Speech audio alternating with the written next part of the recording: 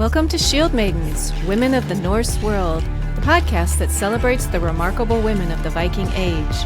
From fierce warriors and powerful queens to wise seers and cunning goddesses, these women left an indelible mark on history. Join authors Johanna Wittenberg and K.S. Barton each month as we explore the stories, achievements, and impact of Norse women. Welcome to Shield Maidens, Women of the Norse World. This is episode 24, in which Johanna and I have the pleasure of speaking with Niina Niskanen, a Finnish artist and folklorist. I'm K.S. Barton, the author of the Norse family trilogy, in which a young Viking woman and a Viking warrior are caught in a deadly blood feud between two brothers. And with me is Johanna Wittenberg. Hi, Johanna. Hello, Kim. How are you? Good. Good. Well, I'm excited for our interview today. I'm Me Johanna too. Wittenberg, author of the Norse Women series, which is the story of a real Norse queen who ruled alone in the early Viking Age. And I'd like to introduce our special guest, Niina Niskanen. Welcome, Niina. Thank you. Happy to be here. We're glad to have you. So Niina is a Finnish artist and folklorist who specializes in Finno-Baltic myths and folk tales. She's also the author of the book Mythology of the Sami, Stories from the North, available on Amazon. She can be found online as Fairy Chamber. Her YouTube channel and podcasts are all about myths and folk tales. She's also an online educator and has hosted one of the first online courses about Finnish mythology for non-Finnish speaking people. Niina is also an artist with a BA in illustration. Her work has been displayed in numerous art exhibits in Finland and abroad, and her art has been licensed for wall art and homeware. So welcome, and maybe you can tell us a little bit about yourself. You have Sami ancestry from both Finland and Sweden. So what can you tell us about your heritage? Oh, it is an interesting mix, really. So my great-grandmother was a Sami, and she was part of a group called Kemin Sami, and these were also known as forest Sami. They basically were a group of indigenous people, and the forest Sami, they built their villages close to the forest. So that's where the name comes from, where a lot of the other Sami tribes, they usually lived near the mountains. My great-grandmother, I managed to track her family line all the way to the 15th century to northeastern Finland. Yes, it's really cool. And I'm still doing the research, but apparently some of my ancestors were like a Sami chief at some point in the 17th century, which is really cool. Mm-hmm. I tried to look more information about that. And then some of my relatives, ancestors in the Swedish part of Lapland were ministers, like early ministers for the Lutheran Church in the Lapland of Sweden. So yeah, very interesting ancestry. Yeah. And that originally got me interested in the Sami mythology. Yeah, that's why I wrote the book. It's just a fascinating area to study. Like that ancestral pull to study that. Mm-hmm. Yeah, for sure. So you're also an author and an artist. So tell us about that. Well, the other thing has come later on. I've been working as a freelance illustrator since 2019. And I think I'm going back to my roots now. I'm doing more work related to mythology and legends, which is something that I used to do a lot as a teenager.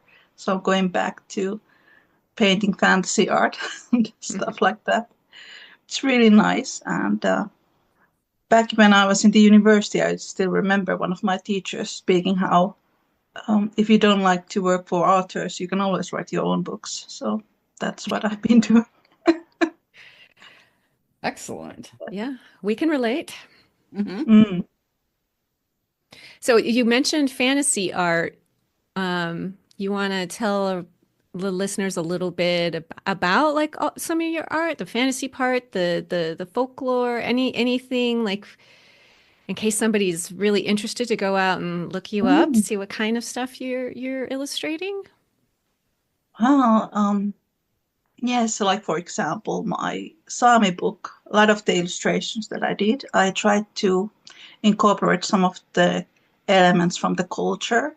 Like for example, the cover image with the goddess Sarakka. She's holding a baby. She's a goddess of children, protector of babies, protector of mothers.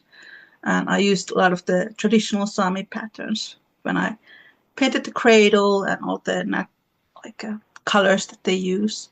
So I like to do this kind of research when I do illustrations for my books that I studied the mm, historical outfits, the landscape, the patterns that they used. So that's something that I like to do. And yes, I things love like that. that. Hmm. Yeah, a bit more sophisticated than the art that I used to do as a teenager, but still with the same essence and wonder. Oh, that's nice. I like to hear that. So tell us more about your research and some of the challenges you faced and some of the methods and sources that you used. Well, here in Finland, it's not that difficult to find resources for Sami mythology and folklore. Like, I have some friends who are Sami and they're my age, but they don't really know much about the folk tales or they haven't, studied it. So I had to reach out to some of the older folks to help me with it. But I have also found lots of books in Swedish and Finnish that were written by the Sami where there are lots of folk tales and legends from the culture. But in Finnish, it's not that difficult to find that information, which is nice. Like, for example, I'm currently writing a book about Baltic folk tales, and that has been a lot more challenging because there's like zero books about that in Finnish. Mm, So I had to reach out to some of my friends in the Baltic countries to help me with that mhm. research. But it really depends on what I'm working with. So is the folk tales and the legends and is it still kind of alive in Finland? Do people still like tell their children about these stories and things like that? Or is it mostly just written down for research? I think it is mostly written down. I think in the past it was more of an oral tradition that was passed on, both with the Sami and with the Finns. But I feel like with a lot of Finnish people, I think it's part of the culture that if you are like spiritually inclined to any directions, was it then like paganism or Christianity, people usually keep their like spiritual thoughts to themselves, so they don't really Mm, share those very openly. So I think that's part of the reason why we don't really have that much of that oral tradition anymore. mhm. That's just my guess. So tell us, can you give us like an overview of Sami culture? I know that it's found in Finland, Sweden, Norway, and Russia. So what are some of the similarities and differences between them? Yes, so Sami are the indigenous people of Northern Europe. And what I read, they came to Finland about like right after the Ice Age for the first time, so very long time ago. We don't have much information where they originated, but I feel like maybe within a few decades we might know more because like DNA research is always developing, and then maybe we find out more. But like I think in Finland we have about 10,000 Samis, people who speak Sami languages. Then there's the largest number is in Norway where it's about 50,000 people. It's about 10,000 in Sweden and 2,000 in Russia, I think. Here in Finland, there are three Sami languages that are spoken, but like this language that my grandmother's great grandmother's family spoke, Kemin Sami, that language, it vanished in the 19th century. Or did it vanish or was it oppressed? I think there's a good reason to say that it probably was oppressed because it was forbidden for the Sami to speak their own language in the 19th century. And long time after that. That's too bad. It's good that it survived, though. Yes. They are now trying to revive the Kemin Sami language, I've heard. So they are trying to reconstruct it. And I will be keeping eye on that, how it's going to go. Because, it's horrible when, the language of your ancestors, you don't know how to speak it, you don't know what it sounded like. So I can only imagine. It's tragic, and it happens all over the world with all kinds of indigenous populations. It's really sad. So are the dialects very similar? Can people speaking different Sami languages understand each other fairly well, or? Yeah, some of the languages are similar. I think currently Inari Sami, which is spoken like 300 people about, that's closest to the Kemin Sami language that has been vanished. There's a Northern Sami, which is like the largest Sami language, and I think 90% of the Samis know how to speak it. I might be wrong about this. There are also Sami dialects that are very different to one another. I'm not very familiar with all of them. Sounds like there's a lot of them. Yes, I think there's about 9 Sami languages altogether among these 4 countries. Well, with so few people, I wonder if they were just clusters where people were together and then they formed a language and then or a dialect of a language, and then over here was another. So maybe they were far apart, and so they each developed their own dialect. But I think I heard somewhere that even in Norway, Norwegian is very different from one region to the next. So. I've heard that too. Yes. Well, they were for many centuries so isolated from each other. Right, yeah. Because of the mountainous country and the ravines, the deep valleys. It wasn't easy to go overland. Yeah, whenever people are separated by distance, their dialects change. So what other cultural differences are there between the different Samis? I know reindeer herder is what we all think of it as their main where they came from and how they developed. Is that true of all the different Sami cultures, or do they have different did they come from different roots? I think it's true for most Sami cultures. I think in Finland today, about 15% of the Sami are reindeer herders, so it's not that much as it used to be. But it was a big part of the culture in general. I have some Sami friends, and some of them identify themselves as a Finn and as a Sami. But then there are others who just identify themselves as Sami, and they don't really identify themselves as with any Nordic identities. So their homeland is the Sami land. It's not like an official country, but it's like still an independent area. It's an identity. Yes. And in all these countries, I'm not sure about Russia, but in Scandinavia, all of the Samis in different countries, they have their own parliament. So they make their own decisions there. Well, when I was looking at your book, The Mythology of the Sami, I noticed you started with the sun goddess. And that made a lot of sense to me, being from the very far north where didn't you see it? Did I read that you said that there are places where it never gets light in the winter, where it's dark all the time? So it made a lot of sense to me to start off with the sun goddess, and that she's a goddess and not a god. It's interesting because a couple of years ago, I read this book from a Finnish folklorist. Her name was Anna-Leena Siikala. She passed away a couple of years ago. She wrote a book about, Finno-Baltic cultures, and she talked about Finnish sun goddess whose name was Päivätär. And it was interesting because she believed that in Finland back in the days there was a whole cult of this goddess. And then I've been thinking, because then in Lapland people worship Päivä, the sun goddess. Then in Norse mythology, there's Sunna, the sun goddess. Then in Baltic countries, there's also a sun goddess. When in other parts of the world, the sun is usually described as a male. So I wonder if there's like some kind of, maybe there was some kind of almost like a Nordic cult of a goddess. Yeah, it's very interesting. So it's interesting, and people used to worship Bebe lots of different ways. Like the white reindeers were sacred animals to her, and they used to sacrifice white reindeers to her during winter.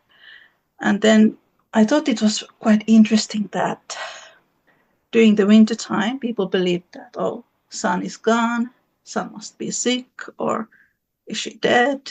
And then they would leave all these food sacrifices for her, which is quite nice. And then in the summer, they celebrated that sun was coming, sun was back, and then I think they made these sort of willow hoops, hanged them to the trees to represent the sun.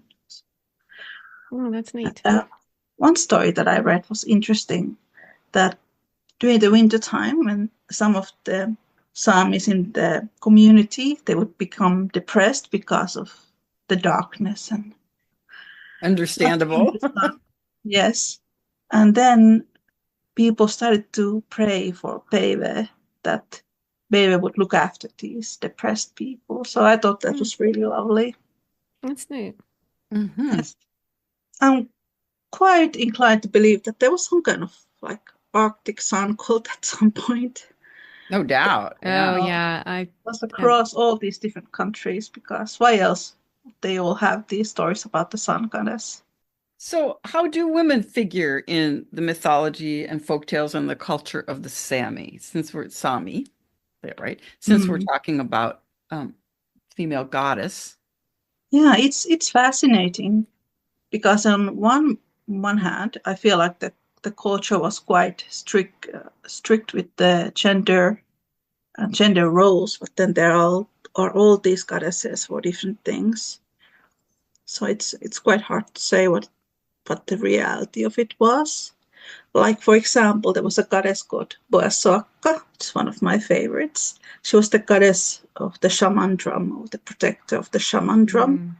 And in the house, or the tent where they lived, they had a special altar where they kept the shaman drum. It was called Posio. And Boasokka was the goddess who lived in this area. And there was this special entrance for the men, for the hunters, to come into the house. And that house was also protected by this. No, the entry was also protected by the goddess. So she was the goddess of protection, and she would protect the food and the possession that people had. That's really interesting. So when the hunter came to the house, they would have to use this one specific entry to the house with the whatever they had catched, a bear or beaver, whatever. And women were not allowed to use that passage. So I thought that was quite interesting. That is interesting, that it would be the place where the male hunters would enter, and yet a female goddess protected it. It's quite fascinating. And then some of my other favorite goddesses are like Madderakka, who is the Mother Earth in the Sami mythology. She's really cool goddess. And she had 3 daughters. And these daughters were protectors of human life. So there was Yuksakka, who is the goddess of hunting, goddess of wild game, animals, quite similar to Skadi or Artemis.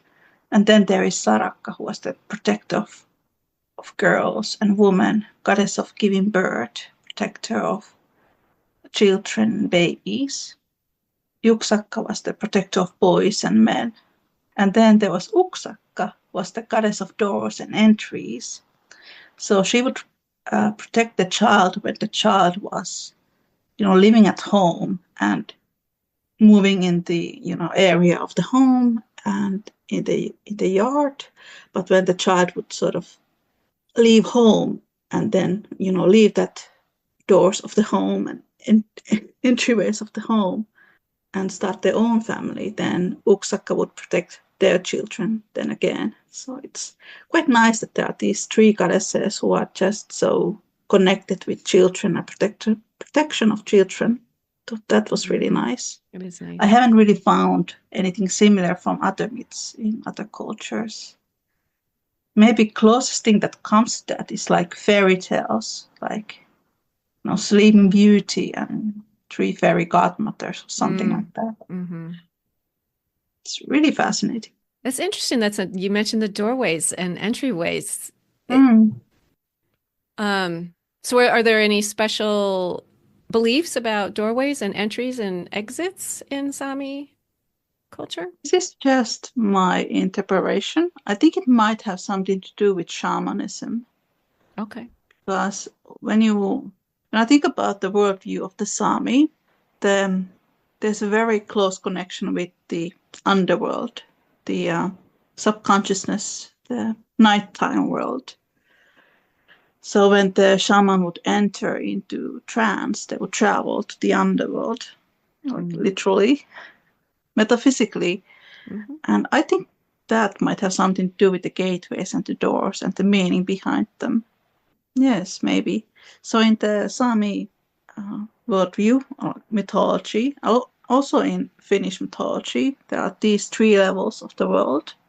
There's the middle world, which is the world of humans and animals, all kinds of nature spirits. Then there's the underworld, which is the world of the dead, world of the spirits. And then there's the upper world, which is the world where the gods live. Once again, this is just my personal interpretation. I think this world, what we see around us, this is the sort of the middle world, the day consciousness. And then underworld is the subconsciousness, the world of dreams. I think we can all visit there if we meditate or take a nap. In the Sami shamanism, people did believe that the shaman would travel between these different worlds to seek knowledge when they would try to heal someone, when they look messages from their ancestors. So yeah, I think the gateways and the doors might be connected to that idea, traveling between the different worlds. Yeah, I think so too. I think, well, you're an artist and a writer, and Johanna, you do art too, don't you? Yeah, I'm a painter, watercolor. I think we access that lower level when we create, when we write or paint or do any kind of play music, write music. I think we access that lower world too. It's also with the shaman drums. When the sound of the shaman drums, I think it creates beta waves, and that sort of naturally takes people to a meditative space. So I think that's why people use shaman drums all over the world when it comes to like different rituals. So is the speed of the drumming, is that important? I mean, whether it's fast or slow, or does it match the heart rate, or I'm just curious about that. I don't really know. Yeah, I think so. I would think it would kind of match maybe a slow heart rate. It probably depends on what they wanted to do. If they going into a trance, like some kind of a deep trance, might be something slower. Whereas if you wanted something more like a frenzy, you'd probably speed up the pace or whatever. So I have some experience with drumming and with dancing to live drums, and you can get into like the dancing I would do was always barefoot, and like you can get into a trance-like state when you're dancing with live drums going, and it does feel very different depending on if the rhythm is slow, the tempo is slow or fast or whatever. Yes. So and then they would you had all the symbols in your book, so they would mark the drums with different symbols. Can you talk a little more about the drumming and the drums? Yes.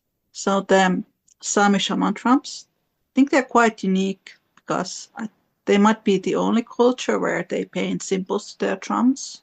So in the Sami shaman drums, they have different types of drums. The most common one is a so-called heliocentric drum, where there is the sun in the middle, because the sun was the most important deity. And they're really interesting because you can see pretty much the old mythology and folk tales in the drums because of all the symbols there are.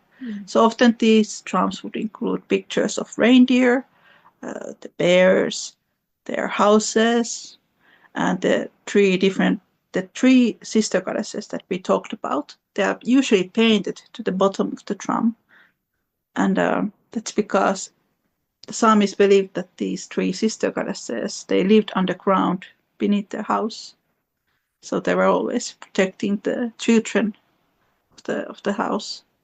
Yes.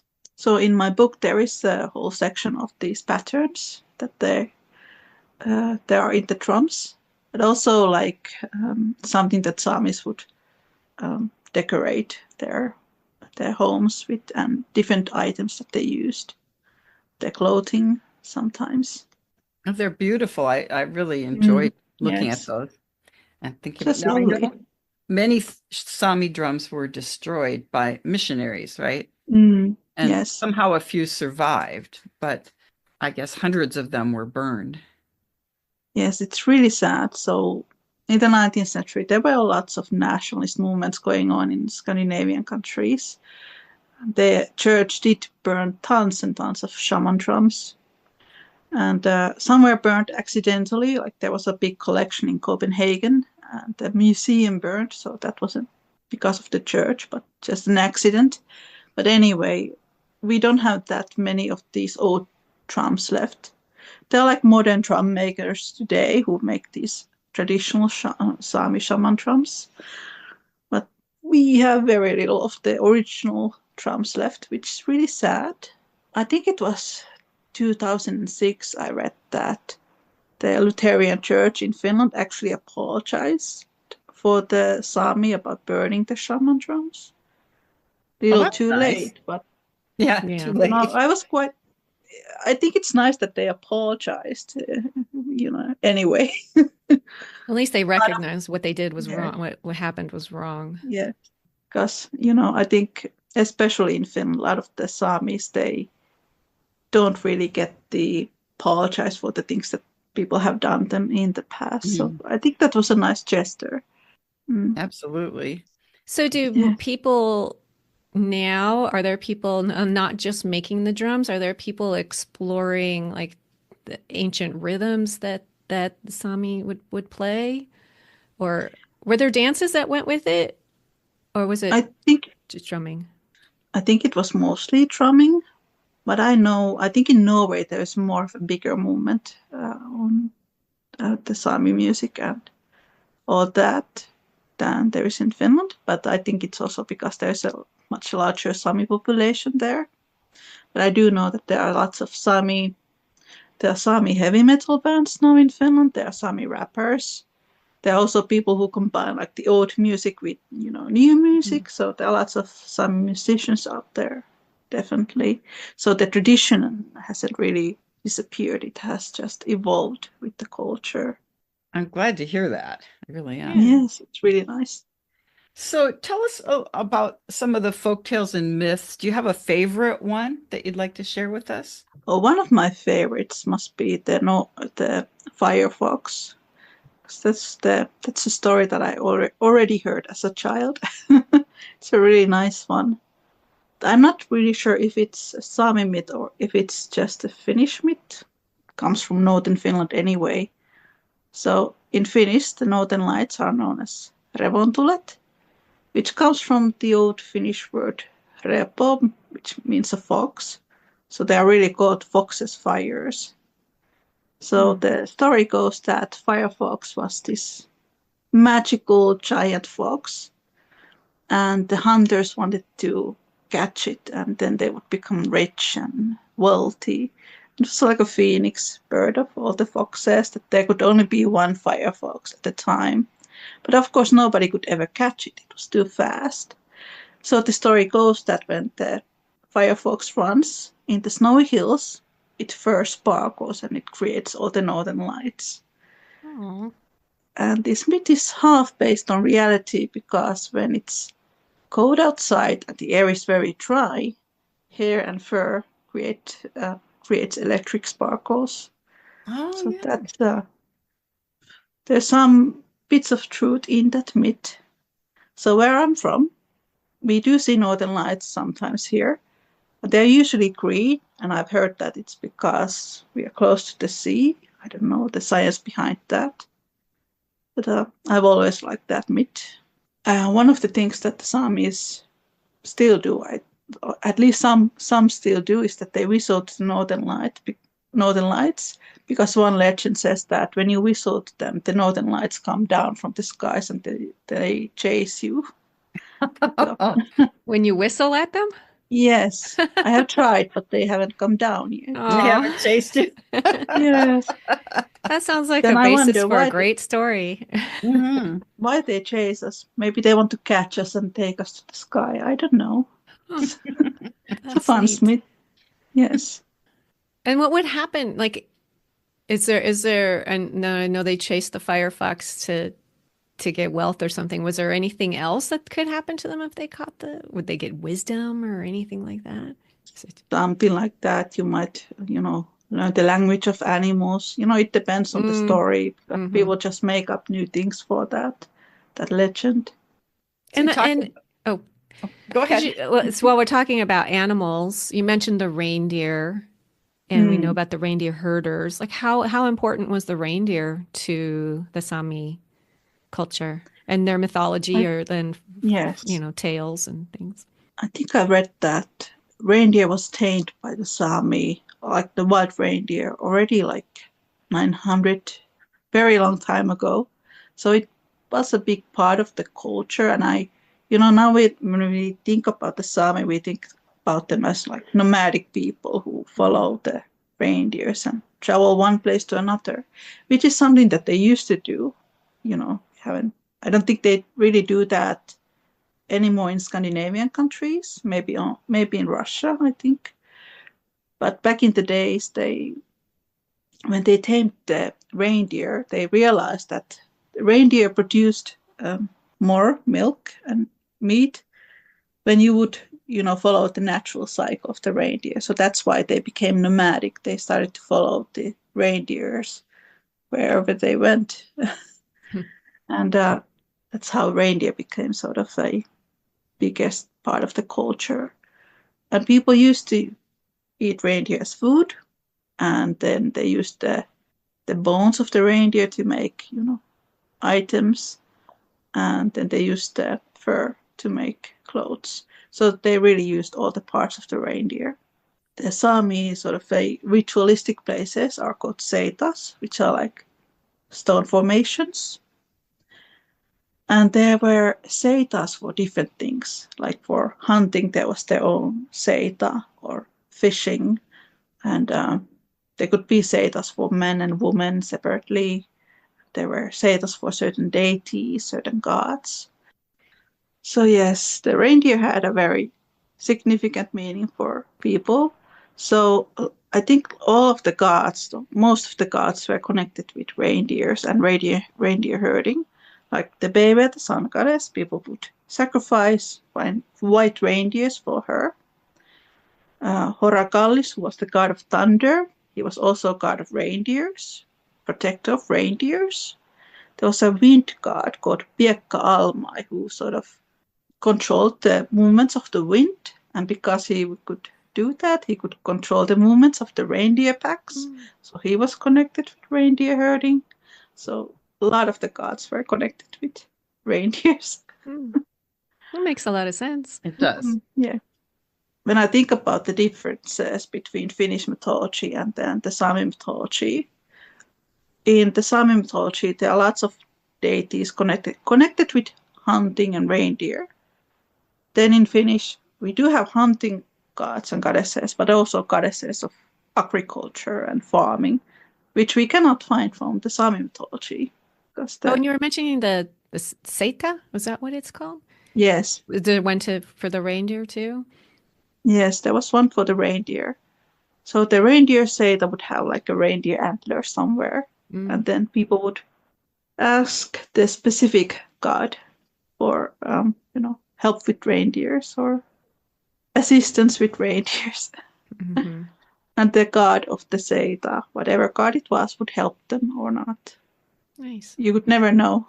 Just had to leave it up to the gods' discretion. Yes. Gave And so your offering. they lived, you were talking about they lived in tents, right? The reindeer herders did. Yes. That was called kota in Finnish.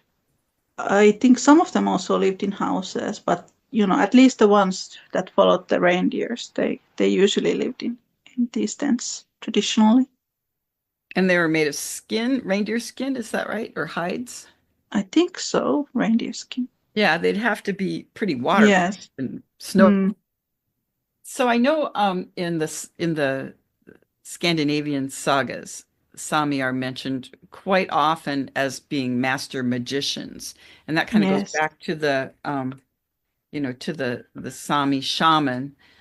They must have been considered very powerful back in those days, Viking age. Yes, I believe so. And even when I read Finnish folk tales, there are sometimes mentions of Sami shamans and Sami witches. So it's interesting because when we think about like pre-Christian times, you would think that all of these peoples were like, maybe witches and pagans. But then in the Sami culture, I think only men could be shamans. But I think it would only refer to like ceremonial magic because I think there were women who also were like medicine women and so on. I think there was a tribe in Siberia. I cannot now remember the name, but I think they had a rule that only women could be shamans. So Oh, I think there's some kind of differences there.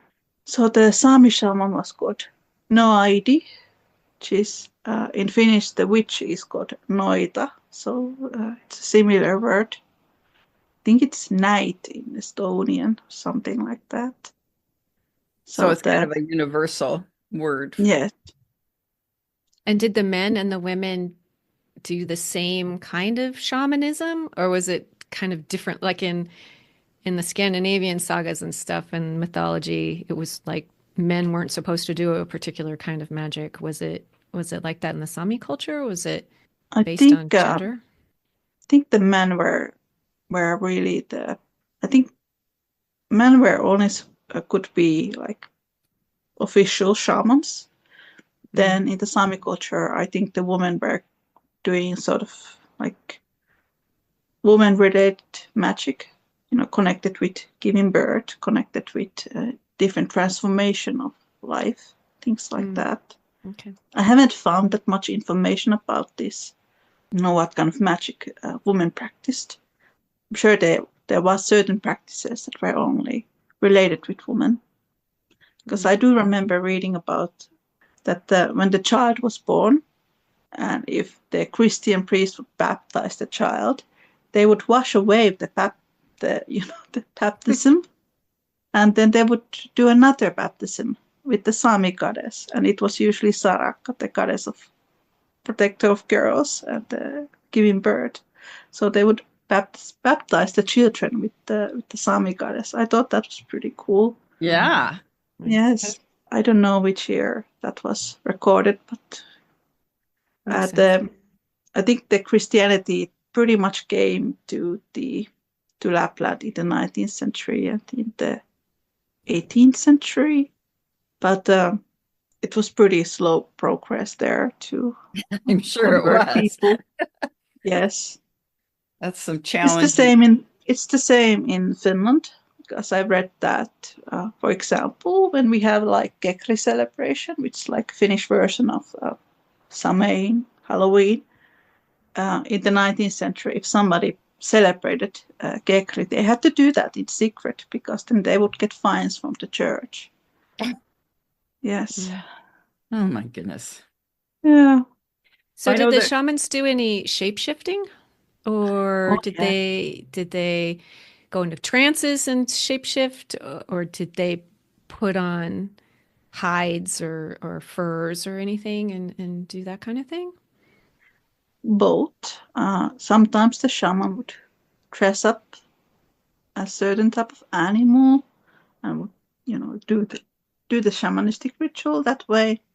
And then sometimes they would just fall into trance and travel as an animal to the other side. Like there are some stories about shamans transforming into water birds. That's really common in Mm. Finnish Lapland, especially swans and loons. I think it's because certain birds, when they dive, they can be underwater for a very long time. So people believe that they travel to the underworld. And that's really interesting because in the Sami folk tales, sometimes the underworld is described to be, inside a lake or in the bottom of a lake. There is some kind of underwater world there where the passed away spirits are residing, which is interesting. I've also read that in some folk tales the ancestors live in northern lights, or that. Oh, I love that. Yeah, It's a nice myth, yes. Yeah. it's beautiful. I do think they originally believed to reincarnation, and then at some point they just got influence from other cultures, and then the sort of idea of an underworld developed. Well, having the underworld be underwater is very symbolic too. So Mm, many that whole imagery and symbolism of going underwater and being able to access things that you can't in the regular world. Yeah, it's very mm, symbolic. And so often consciousness is equated with water and Yeah. the yeah. surface of the water Mm-hmm. and what's above and what's below. Mm-hmm. Mm, Yeah, because the water's dark when it gets deep. There's tons of things deep in the water that we still don't even know about. And yeah, it can be quite scary. yes. Well, I know in one saga, Queen Gunhild, who lived in the ninth century, she was trained supposedly by two Sami shamans up in northern Norway. And she became a very powerful sorceress, but she actually lived with them and was trained by them.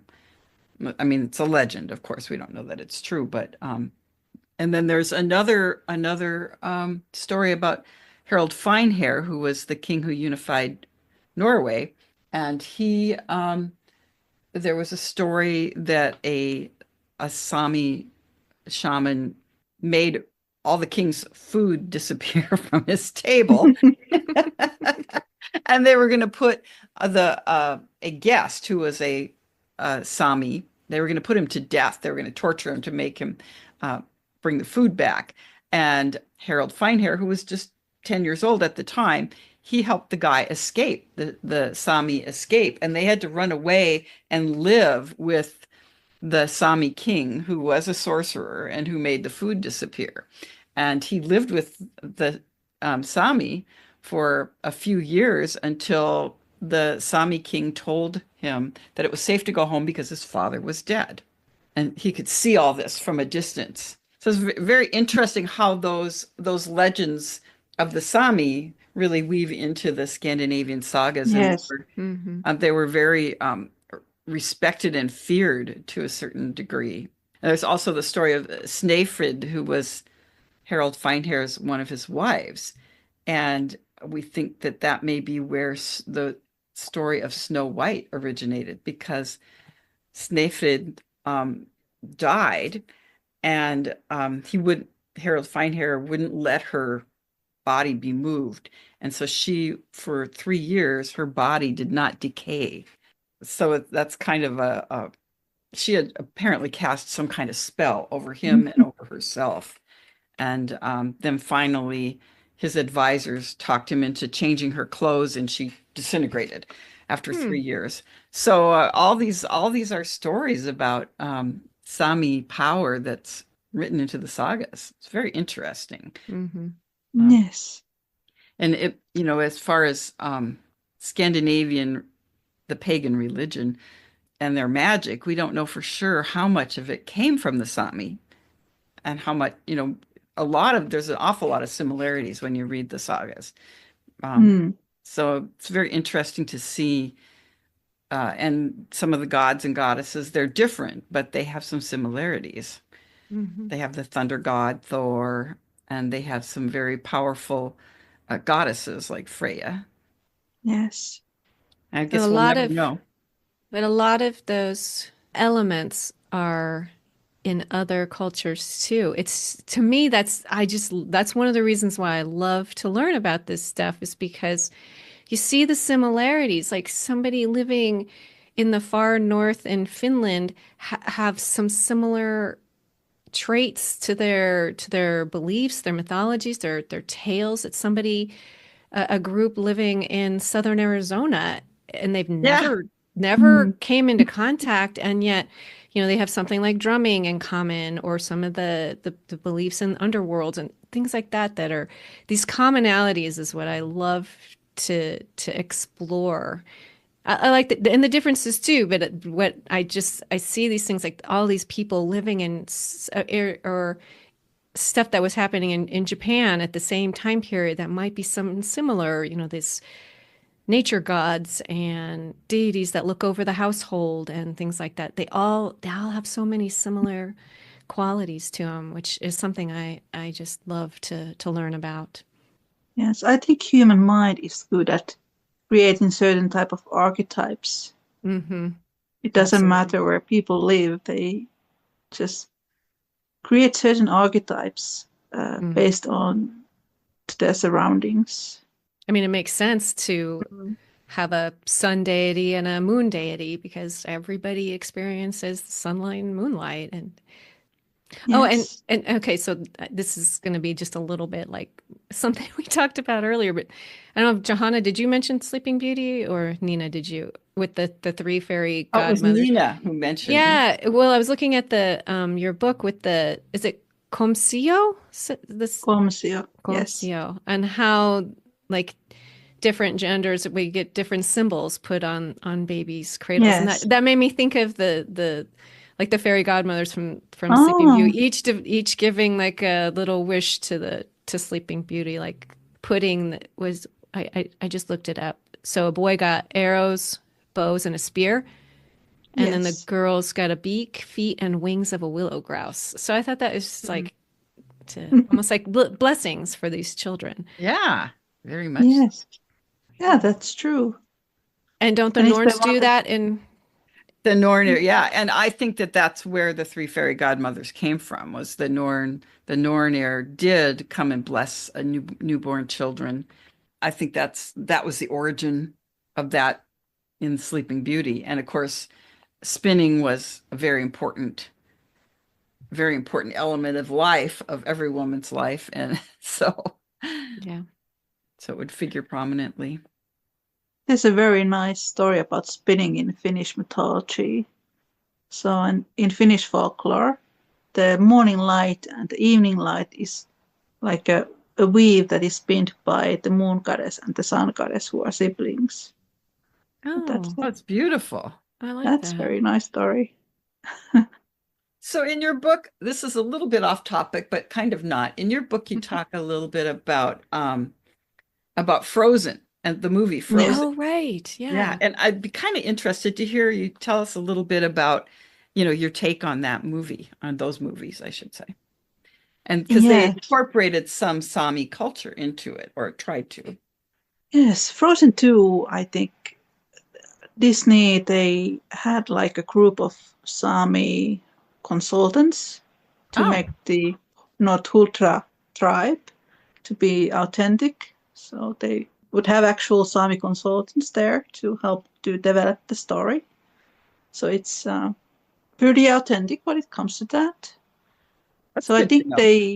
in the first Frozen movie, I think Kristoff is somewhat based on a Sami person. He has like Sami clothing. He has a reindeer. I think Mm. that's the connection there. The tune, like the musical tune, that's performed by a Sami choir in the Oh, movie. Yes, and the music was composed by Frode Kjelheim, who is a Norwegian Sami composer. So they hmm. do have lots of Sami people working in those movies. So that's why I have a bit of a soft spot for Frozen, even though I'm not really the demographic for them. But I do like that they have certain elements because I remember when I went to see Frozen 2, like in my mind, I just kept thinking, I know this mythological pattern in this movie. And I think I paid more attention to that than the plot itself. So that was quite nice.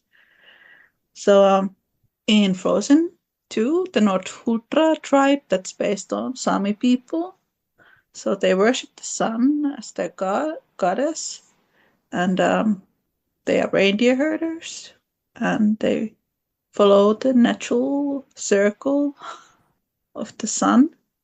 So yeah, there were certain elements also from I think from Finnish mythology. I'm not entirely sure. I don't know anyone who has been involved in making the movie, but like Elsa tames a water horse in the movie, and it just reminds me of the Finnish story of the water horse, which is really nice. So in the Finnish mythology, the first horse, his name was Ikutihku, and the first horse was also a shaman. He was created by the trolls inside a mountain, and he was made from fire and ice. And when he would travel between the human world and the underworld, he would deliver messages from the living, between the living and the dead.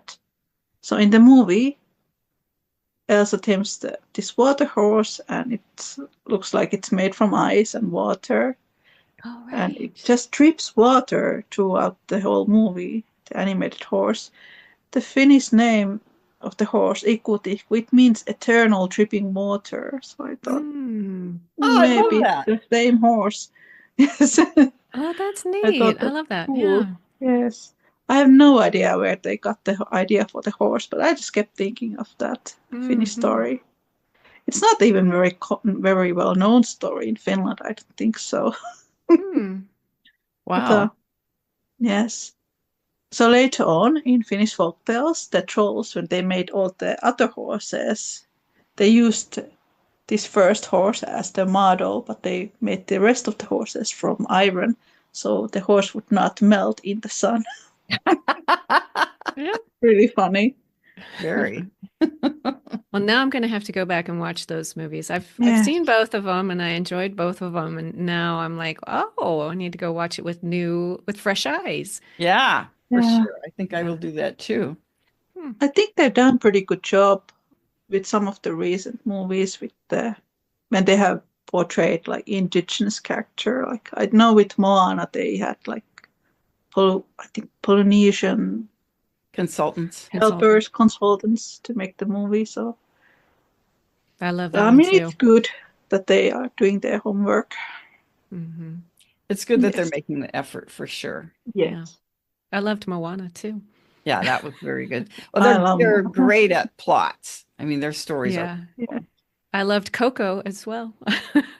Coco, I think, is my favorite. I I love that loved it. one. The colors and the Yes. colors they can get in these movies is just Yeah. I love it. And Moana as well, but especially Mm, that image at the end of Moana when the island she turns back into what she was and she lays down. It's such a beautiful image. So yeah. mm. So, Nina, what are you working on now? You said you had some new projects going. Yes. I'm currently working on a book about Baltic folktales. So it's like a comparative study of Finnish mythology and Baltic mythology. And I'm quite interested because some of the holidays that were celebrated in Finland, like 200 years ago, were also celebrated in Baltic countries. But they're not really celebrated in Finland anymore. I think it's because of those were like related with farming culture, and we are not Mm. really a farming culture anymore, more of a industrial culture. So Mm. I like to study the similarities between these old holidays, and some of the gods and goddesses are quite similar. So I think at some point there were like Baltic tribes arrived to Finland from Estonia or Latvia long time ago. So I think there's some kind of Baltic layers in Finnish folktales as well. So that's my current project. It sounds fascinating. It does. Yes. I remember reading a little bit about, so there's a deity called the Lord of the Forest. Is that right? In the Sami folklore. Yeah. Well, yeah, I guess Finnish, I guess, and I don't know Finnish. whether it's Sami or I know that I read a paper that was written in 1990s about how a hiker got lost, and the Oh, locals called a witch on the phone, and she went into the forest and spoke to the Lord of the Forest, and the Lord of the Forest told her that the hiker was okay and he would reappear at noon. But of course, nobody knew for sure what day at noon. So they had to go look for him every day at noon. He said where and at noon, but he didn't say what day. And so, but there's this whole culture around the Lord of the Forest, and I was kind of, but I don't know that that's a Sami. It's maybe some other cultures that are in the north. yeah. There's a god of the forest in Okay. both cultures. So in Finland, we have a forest god called Tapio. He's the king of the forest. His wife is Mierik, who is the hunter goddess. She's really cool. One of my favorite goddesses. And then in Sami mythology, the god of the forest is called Leapelmai. I think I'm pronouncing that right. He's the god of the older tree, or spirit lives Oh, in Mm. older trees. And the Samis, they used to extract this red liquid from the older tree, and it resembles blood. And hmm. from this red liquid, they dip their arrows into it, and then they used those for hunting. So they were blessed by the forest god. And Wow. then the the red patterns in the shaman drums, they were painted with that same red liquid. So Mm. that's really cool. It is. And in some mythology, the world tree is a giant alder tree. So that's another cool thing. Yeah, the And world the tree is one of those many that's in many, yes, many cultures. Mhm. we can find that from lots of different cultures. I think in Finnish mythology, the world tree is a pine tree, giant pine tree. I think it was maybe Komis in Russia. Their world tree is a bird tree. Oh, there's like all kinds of world trees there. Mhm. And I think the one in the Scandinavian culture, Yggdrasil, is an ash tree, I believe. I Yeah. think so. Mhm. Yeah, it's funny how that's how you get from one, in their culture, that's how you get from one level of one Mm, world to another, like from the world of the gods to the Middle Earth and to the underworld. It's yes. the tree is how you travel. Yes. I think it was the same in Scientology or the folk tales that the shaman would travel inside the world tree, that they would Mhm. go through different levels when they were shamanic journeying. So when you're working on Sometimes your they, oh, sorry. yeah, sometimes they refer to the shaman drum as a sleigh or a horse that they travel with the drum to the other world. That would make a lot of sense. Mhm. Yes. Like So Santa Claus. or Odin and Sleipnir. Well, and Santa had a sleigh and he had eight reindeer. Mm. Reindeers, yes. Mhm. He had reindeer. So I wonder where that originated, way back in the mists of time, where did that Mhm. story come from? So when you're Santa was working on your shaman. Baltic mythology and folklore, do you also illustrate it as you go along? Yes, Oh, I'm also doing nice. the illustrations. That's why my working process is very slow compared to many others. But it's fine. Hmm. No, I love that you're doing that, that you're doing your own illustrations. Yes, rather me than somebody else. Right.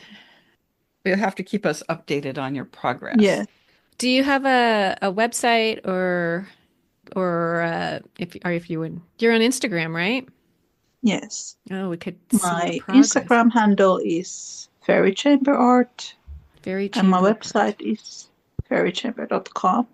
Okay. That's where people can find me and illustrations. Nice. And also your Hmm. book is available on Amazon.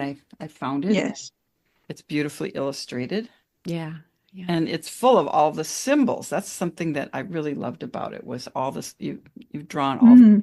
symbols that were on the Yes. drums and what When they you see the mean. Yes. when you see the symbols, you just click.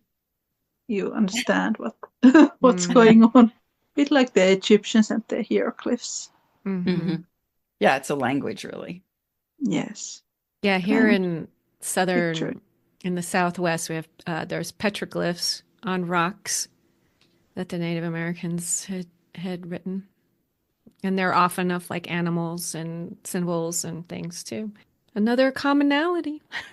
Yeah. I even saw People want to have people have just been creating art for thousands of years. They want to leave that mark. They want to express They themselves. want it to last. Yes.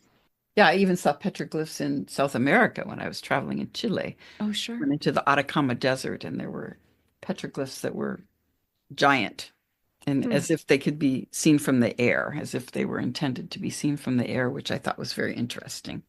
That is. The gods can see them. The gods That's can right. see it. Yeah. Yep, exactly. All right. Is there anything else that we didn't cover that you'd like to talk about?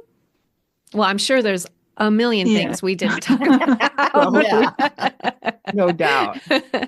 There's so much more mythology in your book that we could be going on for hours and hours and hours. Yeah, and when your new book comes out, we'll definitely post that on. We have a Facebook page for the podcast, and we can post it there too. Well, thank you very much. Yes, really thank you. Wonderful talking with you. This was a lot of fun. Yeah. I always enjoy talking about the Sami myths and symbols. Yeah, it's so fascinating. It really is. I learned a lot, and I'm sure our listeners will learn a lot of new things too. So, yeah, thank you. All right. Thank you. Thanks for listening. You can find Johanna at johannawittenberg.com, where you'll find a free short story, a prequel to her Norse Queen series. And you can find me, K.S., at ksbarton.com, where you can also find a free short story from me, a prequel to my Norse family series. See you next time.